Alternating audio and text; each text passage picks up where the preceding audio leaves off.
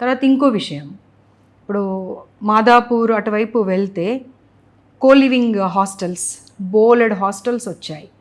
ఆ హాస్టల్స్ మీద కూడా చర్య తీసుకోవాల్సినటువంటి అవసరం ఉంది. అది కూడా మా దృష్టిలో ఉంది.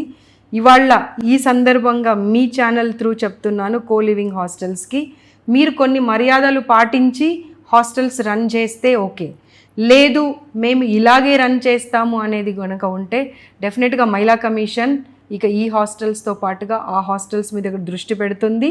అమ్మాయిలకు ఎవరు లేరు, మేము ఏదైనా చేయొచ్చు అని అనుకుంటే మాత్రం అది చాలా పొరపాటు చేసినట్టు అవుతుంది. కమిషన్ వాళ్ళ వెన్నంటే ఉండి ఒక తల్లిలాగా ఒక తండ్రిలాగా వాళ్ళని కాపాడేటువంటి బాధ్యత తీసుకుంటుంది. తర్వాత ఇక్కడికి వచ్చిన కేసెస్ గురించి మనం మాట్లాడుకోవాలి. అన్ని రకాల కేసెస్ వస్తాయండి. చాలా సందర్భాలలో బెదిరించాల్సిన అవసరం ఉంటుంది, కన్విన్స్ చేయాల్సిన అవసరం ఉంటుంది, బతిమలాడుకోవాల్సిన అవసరం ఉంటుంది.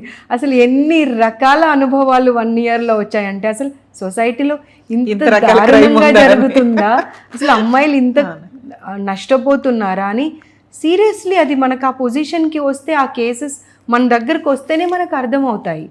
సో ఈ డొమెస్టిక్ వైలెన్స్ అండ్ 498 కేసెస్తో పాటు ఇప్పుడు ఏమైపోయింది అంటే, అమ్మ పోలీస్ స్టేషన్కి వెళ్ళినా కానీ అక్కడ మాకు న్యాయం జరుగుతుందో లేదో, లేదంటే ఎంతకాలం న్యాయం చేయడానికి టైం తీసుకుంటారో తెలియదు, కోర్టుకు వెళ్తే ఫీజులు ఇచ్చుకునే పరిస్థితిలో ఉంటుందో లేదో అని చెప్పి, దీనికి సంబంధించినవి కాకుండా సొసైటీలో ఇవాళ లివిన్ పేరు మీద, లేదంటే పరిచయస్తుల పేరు మీద, లేదంటే మీకు డబల్ ట్రిపుల్ చేసిస్తామనే పేరు మీద ఆర్థికంగా మోసం చేస్తున్నారు.